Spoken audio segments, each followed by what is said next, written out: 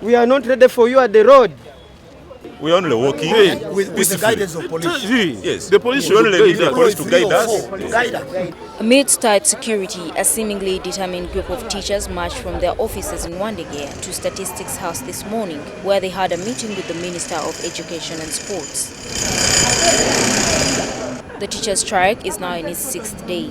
Prior to the meeting with the government officials, the teachers were hopeful. However, by the end of the meeting, these hopes had been dampened. Our expectation is government should meet us today and tell us what they resolved.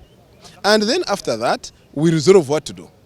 While addressing a full house of teachers, Honorable Alupo acknowledged that the country cannot do without the teachers' input. She cited this past week, which she claims has had a negative effect on the country's education sector. Still, she maintains there is no money.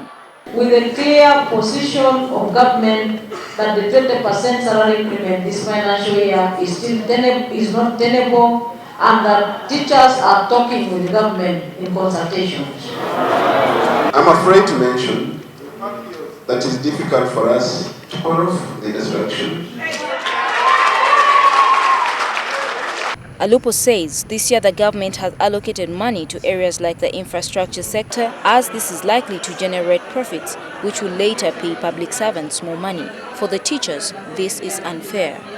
They should suspend the construction of some roads and give us our 20%. Even as the teachers insist that they are not calling off the strike, Honorable Alupo says the fact that they have agreed to meet government is a sign that they understand that the money they are demanding for is not available this financial year.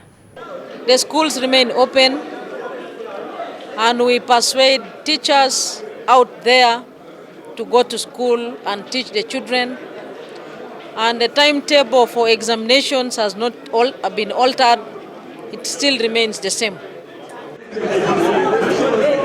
After addressing the teachers, Alupo invited them to lunch, a gesture that caused more harm than good. Use the budget, which is supposed to be for lunch and breakfast, to put in the 20%. I shall eat in Kamuli. We shall not eat lunch. We shall eat With the strike in its 2nd week, the primary 7 and senior 4 candidates are counting just weeks to start their final examinations.